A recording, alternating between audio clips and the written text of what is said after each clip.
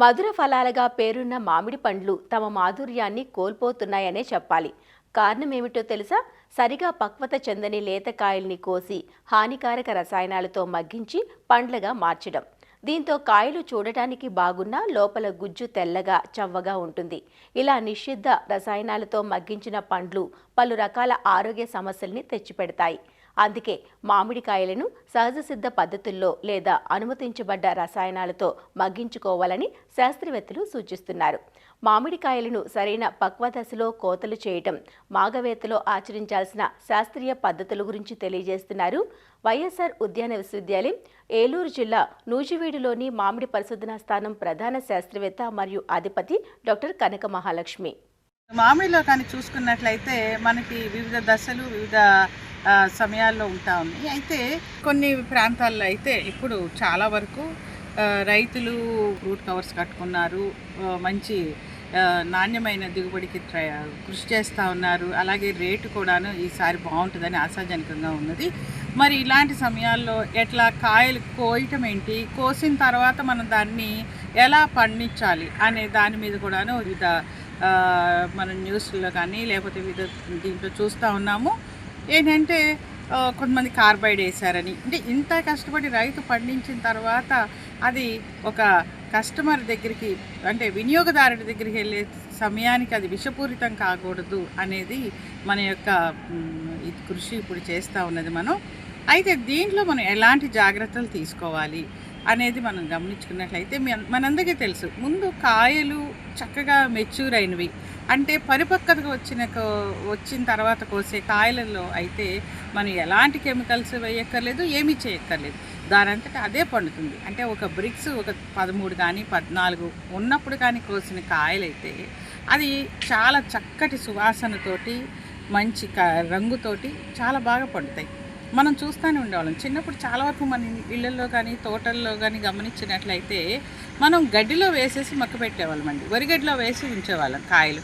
అవి ఉండే అంత టేస్ట్ కానీ వాసన కానీ ఇప్పుడున్న కాయల్లో రావట్లేదు. అంటే ఏంటంటే మనం దాన్ని కూడా స్పీడప్ చేసేస్తున్నాం. అదివరకు ఏంటి, ఒక వారం రోజులు అలా ఉంచినాక కాయలు తీస్తే వాటి యొక్క రంగు కానీ చక్కటి వాసన కానీ బాగుండేది. మరి ఇప్పుడు ఏం చేస్తున్నాం, మరి కమర్షియల్గా వచ్చేసరికి ఏంటంటే వినియోగదారుడు తొందరగా తీసుకోవాలి, లేదా అమ్మేవాళ్ళు కూడా మధ్యలో ఉన్న దళారులు కూడా కాయలు కొన్న తర్వాత దానికి వివిధ రకాలైన కెమికల్స్ తోటి ట్రీట్మెంట్ ఇవ్వటం, తొందరగా వాటిని ఆకర్షణీయమైన రంగులోకి వాటిని మార్చాలనుకోవటం వల్ల కొన్నిసార్లు మనకి ఇబ్బందులు అనేవి ఎదురవుతూ ఉన్నాయి. అయితే సేఫ్ మెథడ్స్లో కానీ చూస్తే ఇలా గడ్డిలో వేసి మక్క పెట్టడం కానీ, లేదంటే ఒక డబ్బాల్లో పెట్టేసి అంటే చెక్కపెట్టెల్లో కొంచెం వెంటిలేషన్ ఉన్న వాటిలో పెట్టి కింద కాగితాలు కానీ ఏమన్నా పెట్టినప్పుడు కూడాను కాయలు చక్కటి రంగులోకి వస్తూ ఉంటాయి. మనం లార్జ్ స్కేల్లో పండించాలి ఇవి అన్నప్పుడు ఎలా అంటే, ఇప్పుడు రైపనింగ్ ఛాంబర్స్ అనేవి మనకి అందుబాటులో ఉన్నాయి. ఈ రైపనింగ్ ఛాంబర్స్లో ఏంటంటే మనకి ఒకేసారి బల్క్లో ఇన్ని టన్నులు కానీ అలాగా అన్ని క్రేట్స్ ఒకేసారి ఆ ఛాంబర్లో పెట్టి సుమారుగా 100 నుంచి 150 అంటే 150 ppmలో ఉండే ఈ ఇథిలిన్ గ్యాస్ని రిలీజ్ చేయడం జరుగుతుంది. అంటే అప్పుడు ఉండే టెంపరేచర్స్ కూడాను సుమారుగా ఛాంబర్స్లో అయితే మన కంట్రోల్డ్ కండిషన్స్లో మెయింటైన్ చేస్తారు.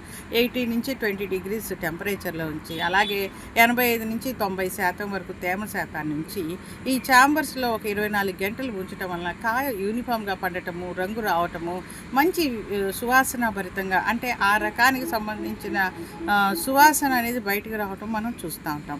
అలా కాకుండా ఇప్పుడు కొన్నిసార్లు విదేశాల నుంచి వస్తున్న కొన్ని కెమికల్స్ ఏంటి, లేకపోతే మనకి లోకల్గా దొరికేది కార్బైడ్స్, ఇలాంటి వాటిని వేయటం వల్ల దాంట్లో నుంచి ఈ ఇథిలిన్ గ్యాస్కి బదులు ఎసిటిలిన్ అనే గ్యాస్ రిలీజ్ చేస్తాయి ఈ కెమికల్స్ అన్ని. ఈ ఎసిటిలిన్ అనే గ్యాస్ వల్ల కూడా రంగు అయితే వస్తుంది, కానీ కాయ రుచి కానీ వాసన కానీ మనకి అంతగా మన వాసన చూసినప్పుడు కూడా కొన్ని ఆర్టిఫిషియల్గా రైపన్ చేసిన వాటిల్లో ఈ కార్బైడ్ వాడినప్పుడు మనం ఈజీగా చెప్పొచ్చు. అదే ఇథిలిన్ అనేది న్యాచురల్ గ్యాస్, దాని ద్వారా పండించిన దాన్ని మనకేమీ ఇబ్బంది ఏమి అనిపించదు. ఈ యొక్క వినియోగదారులు ఏంటి లేకపోతే అమ్మేవాళ్ళైనా సరే ఇప్పుడు చాలా సేఫ్ మెథడ్స్ వచ్చినాయి. ఈ తోఫాన్ అనే కెమికల్ స్ప్రేస్ వచ్చినాయి. కాయల్ని యూనిఫామ్ అట్లా అన్నీ పేర్చుకున్న తర్వాత వాటి స్ప్రే వల్ల కూడాను మనకి యూనిఫామ్ కలర్ రావటం జరుగుతూ ఉంటుంది.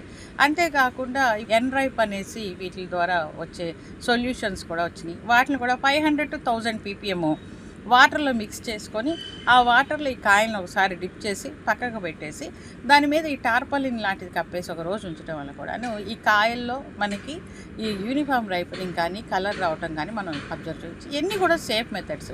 రైతులు కష్టపడి పండించిన ఈ కాయలు వినియోగదారుడికి 100% హెల్తీగా హ్యాపీగా ఉండాలి అన్నప్పుడు మాత్రం తప్పకుండా మనం సేఫ్టీ మెథడ్స్ని ఉపయోగించి ఈ కాయల్ని మనం మగ్గించడం అనేది చేయాల్సి ఉన్నది.